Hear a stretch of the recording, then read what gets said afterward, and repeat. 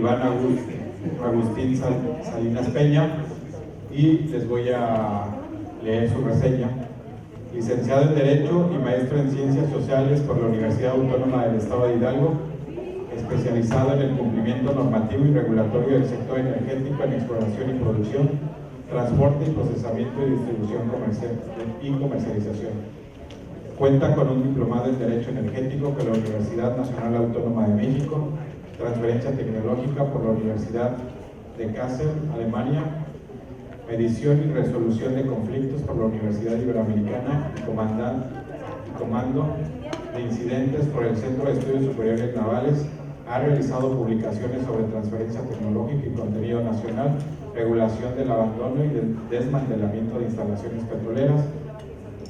Actual gerente de ocupación superficial en Jaguar Exploración y Producción. Se ha desempeñado como director general jurídico y petrolíferos en energía puesta en marcha, subgerente de contratos y atención a usuarios en Senagas y director jurídico y energético de Tax Team Asociados, asesor legal regulatorio en Pensure Energy y subdirección de aseguramiento y normativo de inspección y verificación en la Comisión Nacional de Hidrocarburos. Adelante, Iván.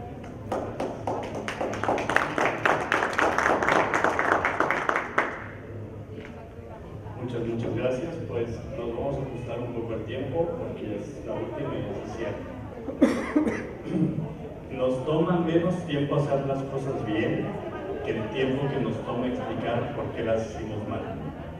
Su servidor Iván Salinas, vamos a platicar a modo de charla acerca de los ductos virtuales, qué es lo que son, temas normativos, temas técnicos y por qué se considera una solución flexible para el suministro de gas natural. Si tienen alguna pregunta pueden levantar la mano y si no al final pues la podemos resolver. Siguiente, por favor. Para comenzar tendremos que puntualizar a México y cifras del consumo de gas natural. Con el tema de gas natural en México tenemos una demanda ascendente que llegó a su pico registrado en el 2024 por más de 9.500 millones de pies cúbicos diarios, que representa un consumo, un combustible de más del 60% que es destinado a la generación eléctrica. De este pico de producción, más del 70% es importado. Importamos 72% de este gas natural que viene de Estados Unidos, puesto que tenemos las instalaciones que son insuficientes, pero que nos permiten el consumo del gas natural más barato del mundo, que es el tejano. Y contrario a la cifra del consumo, pues tenemos una producción que, aunque no parece tan significativa, ha ido aumentando, que es 3.760 millones de pies cúbicos diarios en el 2024, es decir, casi un 30%. Otra de las cifras que es importante tener en consideración es que el 94% de estas importaciones se realiza vía gasoductos fronterizos. En la entrada de los ductos de Ramones 1, 2, 3 y 4 ingresa mucho de este porcentaje de gas natural, pero pues todo es proveniente de Estados Unidos. El resto de este porcentaje ingresa a través de puertos mediante embarcaciones de GNL. La siguiente, por favor.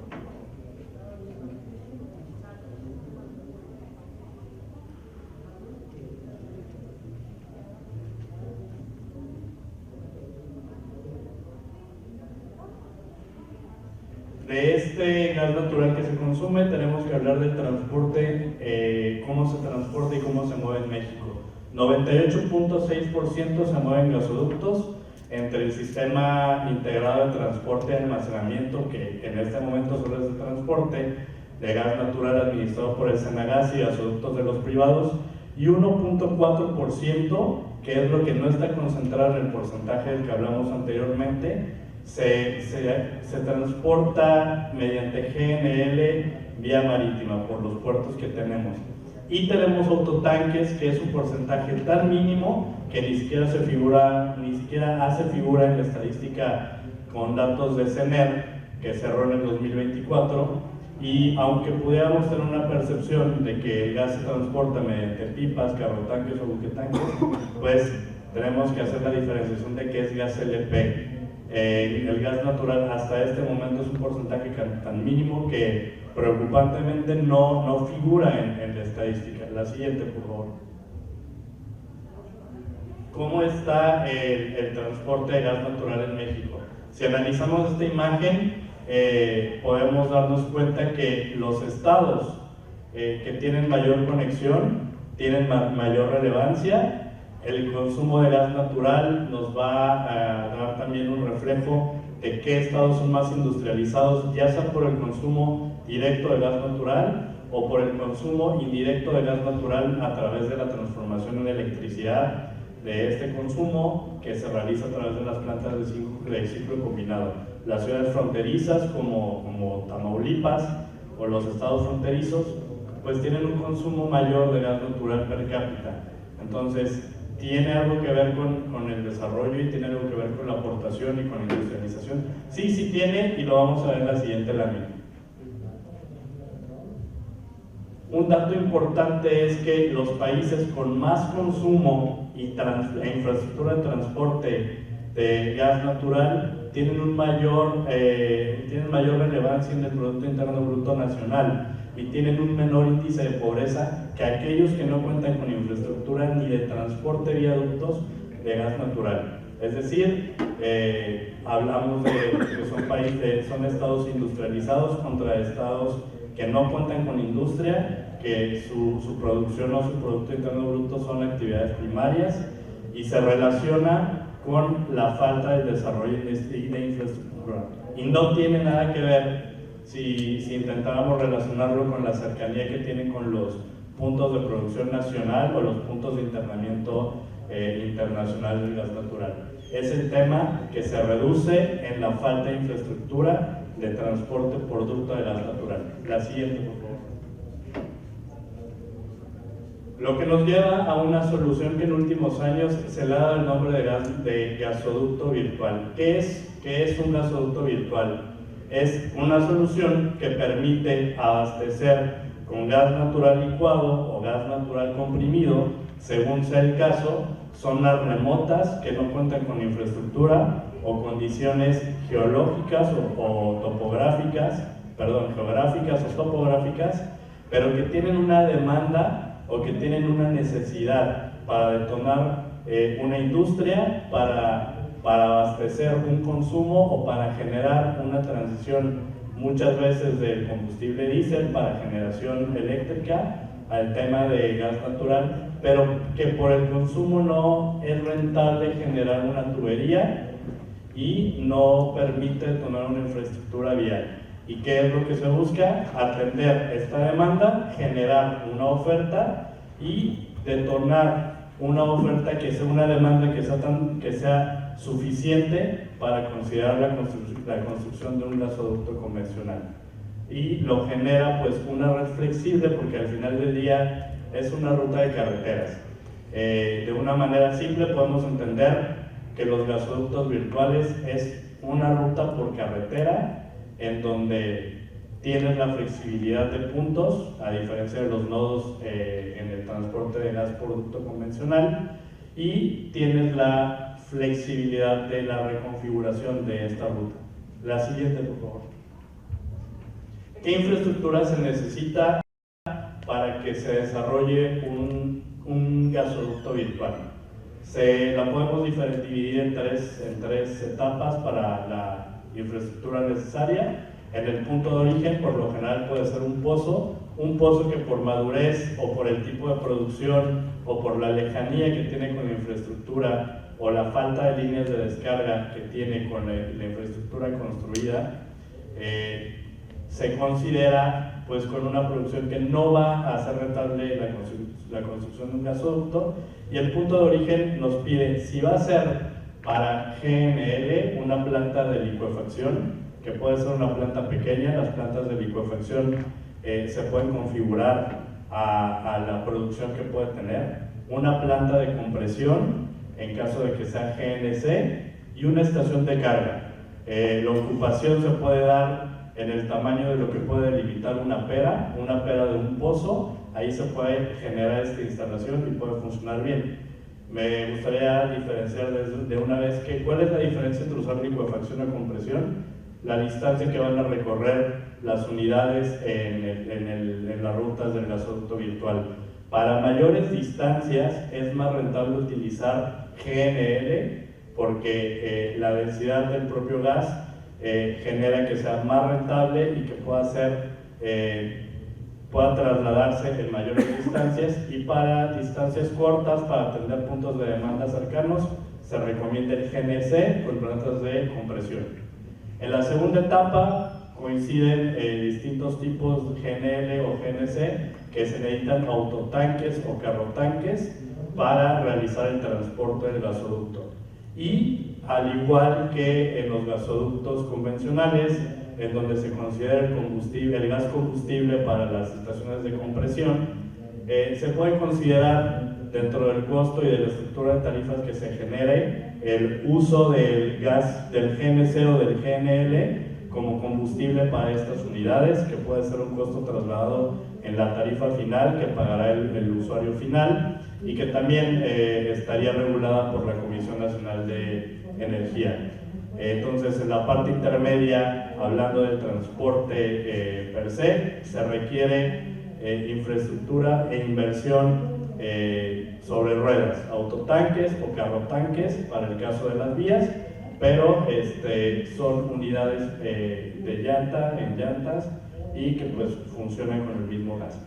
Y en el destino se requiere una infraestructura, si es el transporte de GNL, una unidad de regasificación, y si es transporte de GNC, una estación de descompresión para el uso, para que pueda llegar al usuario final.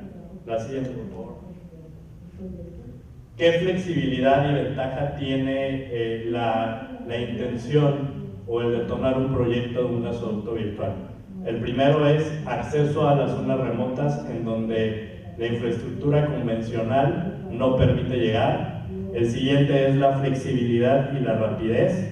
Se puede llegar conforme los tiempos de carretera y no requiere tanto nivel de estudio o inversión como lo requiere un gasoducto convencional, y el mantenimiento es menor. Reduce los costos por los puntos anteriores, y no solamente por eso, reduce los costos porque evita temas de construcción, temas de mantenimiento, temas de vandalización. Incluso es más seguro en nivel patrimonial como en nivel ecológico y social, puesto que son unidades, independientemente de la situación de la que se tiene que hablar, que fue reciente el tema de la pipa de gas LP, pues fueron temas de seguridad y fueron temas que por falta de mantenimiento o una falta de verificación se pudieron haber evitado. Pero en temas de gasoducto virtual, incluso si la pipa hubiese sido de GNL o GNC, el nivel de evaporación hubiera provocado pues que fuera un siniestro menor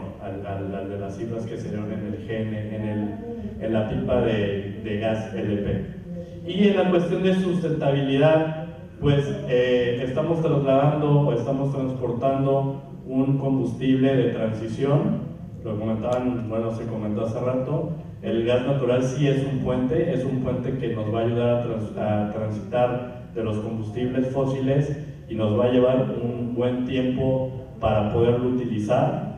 Es mucho más limpio que los combustibles como el diésel, como el carbón, y nos permite llegar con una alternativa menos contaminante. La siguiente, por favor. Otra de las características que hacen más viables los proyectos de los gasoductos virtuales es que son flexibles en cuanto a la ruta y pueden ser reubicados. Puede ser flexible la ruta porque puede configurarse en caso de que tengan bloqueos, puesto que aprovecha la infraestructura vial ya existente e incluso puede detonar infraestructura vial ya existente con beneficios para todas las demás personas, a diferencia de un ducto, que en donde transita un ducto se ve un poco limitada la movilidad social y existen impactos y difícilmente puede ser reubicada o reconfigurada la ruta. La flexibilidad en las rutas de los gasoductos virtuales sí existe, puede ser configurada en cada momento conforme necesidades, y tiene flexibilidad en la reubicación de las estaciones. Es decir, tienes una ruta, la puedes cambiar, y si tu punto de origen es un pozo cuya producción está decayendo, la estación de compresión o la estación de licuefacción la puedes trasladar a otro pozo y puedes ir atendiendo estas necesidades sin necesidad incluso de modificar permisos más que actualizarlos en este caso. Elimina y reduce cantidades importantes, tiempos y conflictos sociales al no existir un derecho de vía que tú tengas que adquirir. Lo platicaba también en la mañana con uno de mis jefes, que tal vez me disparé en la pierna porque como gerente de ocupación superficial, si existieran los gasoductos virtuales o detonáramos, difícilmente tendría materia de trabajo, pero la realidad es que reducir los derechos de vía nos ahorran litigios, conflictos sociales, el regularizar predios de propietarios, y tendrías una ocupación superficial solamente en el punto de origen, o a menos que la propia ruta genere puntos de descanso o nodos virtuales para el consumo, pero el derecho de vía se eliminaría y te eliminaría costos y tiempos en estudios de impacto. Y como dije, reduce el impacto ambiental y el impacto social, porque no es lo mismo el tendido de un gasoducto convencional a simplemente el punto de origen, que ya estaría impactado, no generas un impacto adicional. Las vías es el mismo impacto de uso que tienen todos los vehículos, y si consideramos que los vehículos que usan gas natural comprimido tienen un porcentaje menor de emisiones, pues el impacto también se reduce, lo cual lo hace un proyecto más factible. La siguiente, por favor. Profundizo en el tema de ocupación superficial y derecho de vía, puesto que si revisamos los proyectos es lo más complicado que hay. Se hablaba hace un momento de que si es una comunidad indígena genera una consulta, si es un ejido genera trámites diferentes con tribunales agrarios, con la propia asamblea ejidal, genera el pago de indemnizaciones y afectaciones constantes. Todo el tiempo que tú estás haciendo una ocupación superficial, tienes la responsabilidad de resarcir los daños que se generen o que presumiblemente se generen establecidos por los propietarios. Tienes el riesgo de sufrir bloqueos o amenazas a tus operaciones por el incumplimiento o por la falta de atención a demandas, y tienes una obligación de atenderlos para no poner en riesgo tu operación. En el caso de los ductos virtuales, puedes monitorearlo, puedes buscar rutas alternas, puedes programarlo o puedes reconfigurarlo como lo dije. Minimizamos la ocupación superficial, en más de un 90% se reduce la ocupación superficial. Si hablamos que con precio de tabulador aproximadamente es un costo de 100,000 pesos por hectárea, reducir un gasoducto de unos 200 kilómetros, que sería una llegada a 2 o 3 horas, pues es un costo permanente y es un costo importante que se puede reducir. Y la reducción de todos estos costos también conlleva un beneficio que evita los riesgos financieros. Evitas el retraso y puedes tener los documentos en un tiempo muchísimo menor para solicitar los trámites de los permisos correspondientes. Antes de cambiar, no quise considerar la parte normativa, puesto que la configuración o la necesidad de los permisos que se puedan tener ante los órganos reguladores que requiere un gasoducto virtual dependen de cómo son configurados, depende de cómo es el uso, depende si eres el transportista. Para el tema de la fase intermedia de la infraestructura necesaria del transporte sobre ruedas, se ocuparía un permiso de transporte por otros medios según la regulación actual, un TOM. se tendría que dar de alta las unidades y se tendría que registrar cualquier cambio y el permiso se tiene. Pero dependiendo también la magnitud del proyecto que quieras detonar, los puntos y la decisión que se tome, si es gas natural licuado o comprimido, requiere los permisos siguientes. Puede ser un permiso de almacenamiento en caso de que sea un gasoducto de GNL. La propia planta de licuefacción te genera un permiso de almacenamiento per se para la producción para la que esté limitada, pero no puedes hacerlo más si no tienes un permiso de almacenamiento, por lo cual es recomendable contar con un permiso de almacenamiento que te permita atender temas o contingencias logísticas. También puedes solicitar un permiso de regasificación o de descompresión, dependiendo los nodos virtuales que consideres o la parte del consumidor final. E insisto, todos estos costos se encuentran trasladados al consumidor final, se encuentran regulados por la Comisión Nacional de Energía, tanto el transporte como el almacenamiento en su caso, son ambas actividades que se encuentran reguladas pues, con el principio de acceso abierto y se encuentran reguladas por la parte de la CRE. Entonces, establecer una serie de permisos que sean necesarios sería un poco complicado porque depende de la necesidad y el tipo de proyecto que se vaya a detonar. Siguiente, por favor.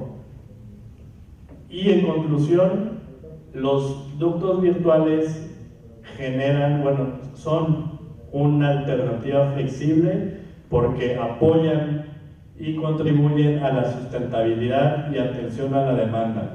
Es atender en su mayoría a pequeñas y medianas empresas, a zonas que no han sido industrializadas, a zonas que tienen plantas con generación eléctrica con arranque negro, para llevarlos y acercarlos a la transición y darles una opción más que gasolina y gas LP. Implementación rápida y ahorro de costos. Generan un ahorro, como lo vimos, en más del 90% en derechos de vía y ocupación superficial, y requieren menos tiempo de estudios, negociaciones, gestoría, construcción, menos materiales porque es menos metal el que se utiliza, y mantenimiento para detonar un proyecto. Un gasoducto en los estudios previos se puede llevar aproximadamente 5 años. Un gasoducto que estaba construyendo Perseus de Tuxpan a Hidalgo, en el cual me tocó trabajar, llevan más de 5 años desarrollando ese proyecto y por temas de derecho de vía no se ha detonado. Una inversión en tiempo para un gasoducto virtual se puede desarrollar entre 6 meses a 1 año y medio si se cuenta con los permisos, los estudios, y estarías hablando que puedes gestionar la compra del equipo a la par.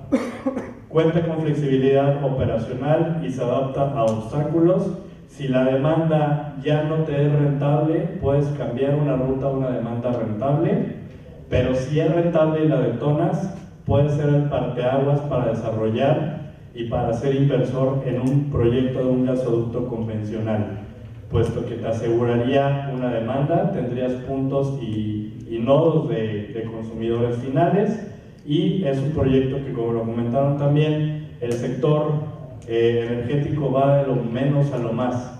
Entonces, esto va de lo menos a lo más, pero con mucha seguridad.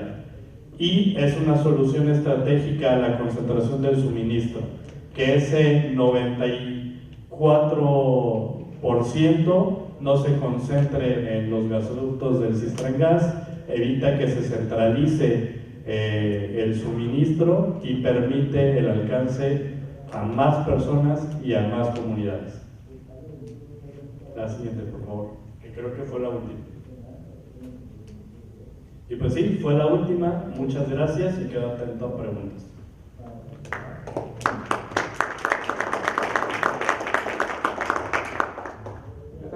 Sí, adelante. Hola, soy Carlos Tapia de la compañía Balam Energy. ¿Podrías explicarme? Yo entiendo perfectamente todo lo que comentas en el tema de las bondades que tenemos de los gasoductos virtuales, pero ¿cuál es la estrategia económica y técnica de Jaguar ¿Qué es lo que están buscando para poder detonar este tipo de proyectos? Ok, desde la parte normativa es complicado. Desde la parte normativa es complicado porque como contratista tienes una limitante en no desarrollarte en actividades para evitar temas de participación cruzada. Entonces, nosotros como productores podemos tener la facilidad de ofrecer una producción en punto de origen de un pozo para que lo desarrollen otras personas, a menos que se considere dentro de la actividad de recolección y que el criterio pueda ser flexible o se pueda entender que podamos dentro de esa actividad de recolección por un ducto y no se ha considerado transporte como tal, tener un gasoducto virtual de recolección, podríamos detonarlo, pero al final del día, como contratista y como empresa Jaguar, se ve muy limitado porque no puede generar permisos en otras actividades.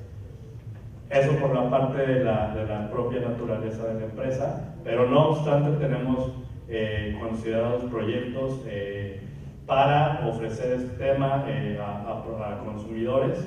Lo hemos estado estudiando con GNC para distancias cortas, para distancias de atención. Justamente tenemos 5 áreas, 5 campos aquí en Tamaulipas. Y la otra parte que complica un poco es la parte que Senagas tiene la actividad de transporte, tiene una primicia, tiene la exclusividad de la actividad de transporte. Entonces, si bien se puede desarrollar o conseguir un permiso de transporte por otro medio, se tendría que ver la magnitud del proyecto y cuáles son las distancias, los nodos y temas de rentabilidad. Entonces, es una oportunidad, sí es una oportunidad grande para otras empresas, en vez de buscar nodos que paguen una nominación del gas por Senagas y que pagues un comercializador, puedes llegar directamente y hacer la compra a boca de pozo, ser el punto de origen, sea GNC o GNL, y tal vez en nosotros podría ser buscar el espacio para configurar la planta y ustedes con toda la libertad y con toda la posibilidad que normativamente tienen, generar el permiso, como dije, transporte, y en caso de que sea un almacenamiento mayor o la magnitud de tu proyecto, permiso de almacenamiento y de licuefacción. Sí, hola, buenas tardes. Lucy Castillo de Karen. Oye, yo tengo dos preguntitas. La primera, el tema o el concepto de gasoducto virtual como tal, a nivel normativo no lo tenemos identificado. Ok. Y la segunda, ¿cuál crees tú que sería el factor verdaderamente diferenciador de un tema de, porque el gasoducto normal, te la compro, ¿no? O sea, lo conocemos, pero de tener que recurrir a, porque es un transporte que estás haciendo en autotanque, carrotanque, ¿no? Es lo que nos comentabas. O sea, llamarle o darle la denominación de gasoducto virtual a la transportación que hago en este tipo de vehículos, a hacerlo per se como la propia actividad que también está regulada, que es que ahí puedas hacer la transportación en carrotanques o en autotanques. Mira, el tema es anticipándose a lo que puede ser y detonar un proyecto de un gasoducto convencional.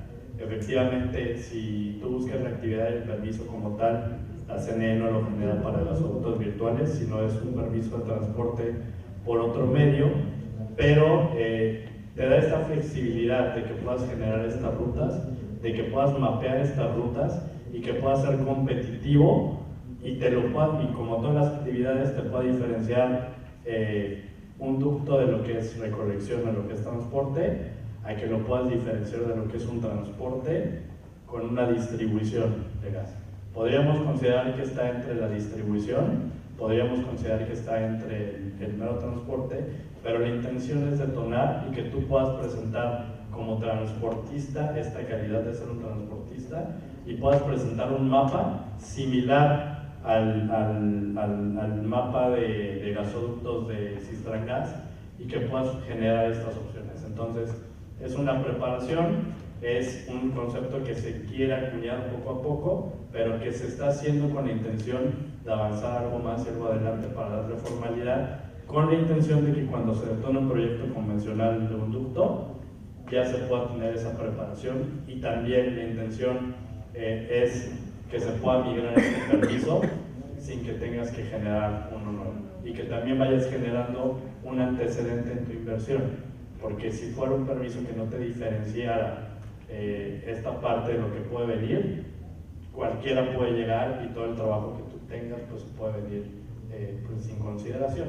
No hay certeza, la realidad es que no lo hay, está costando acuñar esto y como dije se trata de criterios que deben de tomar, pero sí se debe diferenciar justo esa parte que sería primordial, que el gasoducto virtual tenga que tener esa obligación de atender o convertirse en algún compromiso de tiempo.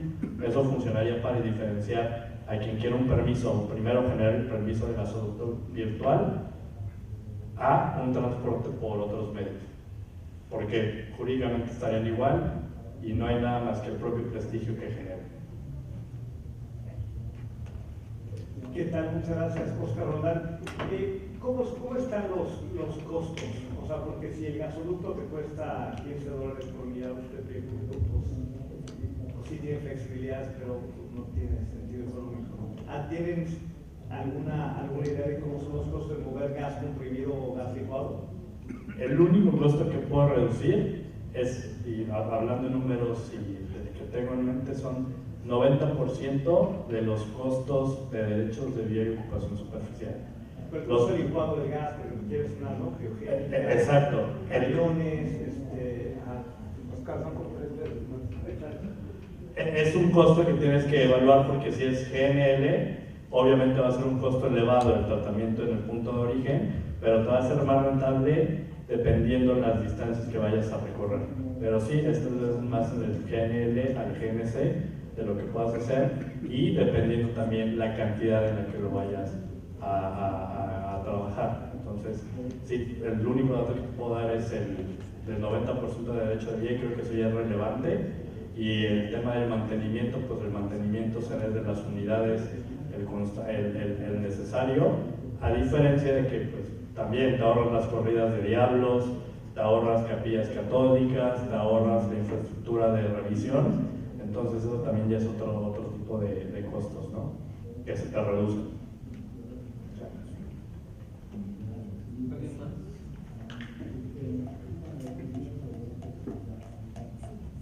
Hola Iván, buenas tardes. Yo tengo una pregunta y va asociada al primer dato que dabas acerca del desarrollo de las comunidades o la zona donde hay gas natural. Nosotros actualmente en Ciudad Victoria, sabrás que en Ciudad Victoria no tenemos gas, pero exploramos la opción de llevar gas de la estación de Soto La Marina, el ducto que pasa por el Golfo, con esa lógica, ¿no?, de detonar la industria. Actualmente tenemos ya la factibilidad por parte de Senagas, pero con lo que nosotros calculamos nuestro requerimiento de gas fue con una planta de fertilizantes. Si en un instante no se da nuestra planta, ¿qué industria, con base en la experiencia que ustedes tienen, creen que es factible para comenzar con un ducto virtual? Que esto es lo que nos podría dar el inicio para comenzar a acelerar y después en un futuro ya traer nuestro ducto. Pero ¿qué industria podría consumir ese gas? Pensando que empezaríamos con un ducto virtual y después terminaríamos con el ducto ya en forma. Sí, qué bueno que tocaste el tema de Senagas. Como preámbulo, damos los datos antes de contestar la pregunta. Tú tienes un límite de hasta 150 metros que no vas a requerir permiso para conectarte a un punto de Senagas. Que te lo autorice Senagas y que sea un nodo que te permita un consumo en base firme y de preferencia base firme, y tener un nominador todo el tiempo, el comercializador. Entonces, incluso para el propio usuario, conectarte está condicionado a por lo menos 4 o 5 trámites, y si tu interconexión está a 151 metros, necesitas solicitar un permiso de de transporte viaducto y someterlo incluso a temas de temporada abierta y demás, ¿vale? De manera análoga, si consideramos que en la Ciudad de México el consumo de agua o el abastecimiento de agua no recae 100% en el Cutzamala, si pensamos que en el Cutzamala es el Cistrangas, porque pues la línea que pasa más cerca, los otros de CFE están en el sur, no podría darse abasto. La Ciudad de México tiene 470 pozos que alimentan directamente y de manera aislada a colonias. Entonces, ayudan y permiten el funcionamiento. Este tema de los gasoductos también funcionaría de esta manera los ductos virtuales, pero de una manera más práctica y dinámica. ¿Qué industrias podrían tener y consumir el gas inmediatamente? Las industrias en la parte de Tamaulipas sería la industria textil. El consumo de la industria textil es sumamente relevante en la parte del gas porque es el secado de las telas, y el sorgo, más del 20% del costo del sorgo va relacionado con el tiempo del secado. Hay muchos productores de sorgo que les conviene secarlo y que buscan gas natural para hacerlo, pero no tienen ni el dinero para generar una conexión al Cistrangas porque no están a 149.5 metros de algún nodo y no tienen no les es rentable el pagar un comercializador y todos estos precios y tarifas que se irían a él y subían el costo del sorgo, pues podría ser para generar plantas comunitarias de secado de sorgo que se podría desarrollar, que se pague una tarifa y que pues podría mantener uno de los ingresos más relevantes para Tamaulipas. Pero para mí serían textiles, sorgo y pues la de cajón, electricidad, porque pues si producen electricidad más de la que consumen, pues también podría ser una opción para que la sigan comercializando, y más con los proyectos de transmisión que se van a detonar.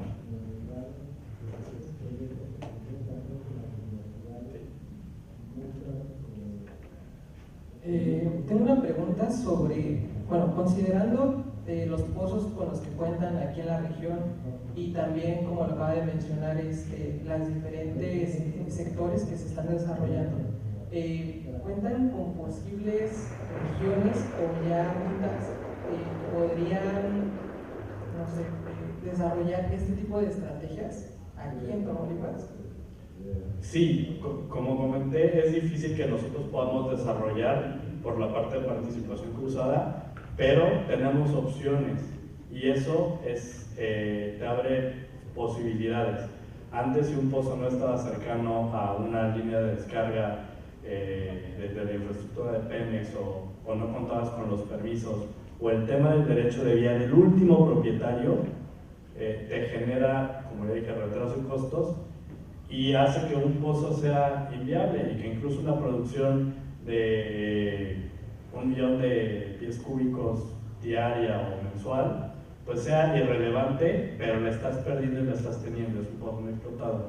Afortunadamente en Jaguar hemos visto, el director comercial ha visto la opción de ofrecer esta producción a como dije, pequeñas y medianas empresas, y llamar medianas empresas grandes, porque tienen la necesidad, pero no van a invertir millones, porque no son Sigma, ni ArcelorMittal, ni Coca-Cola, y pueden hacer proyectos, comunitarios, asociarse 2 o más empresas, establecer una ruta y hacerla, y buscarnos ya nosotros directamente, sin necesidad de tener un comercializador, y pues con temas de medición que se pueden ajustar. Insisto, tengo fe y espero que los criterios se puedan mover, pero de parte de Jaguar sí hemos evaluado estas opciones, porque pues sabemos que tenemos pozos con una producción que no nos permite detonar un proyecto de infraestructura que pueda ser incluso con líneas de Pemex o algo similar, pero que se tiene que aprovechar. Bueno, les pido un fuerte aplauso para el maestro Iván Salinas.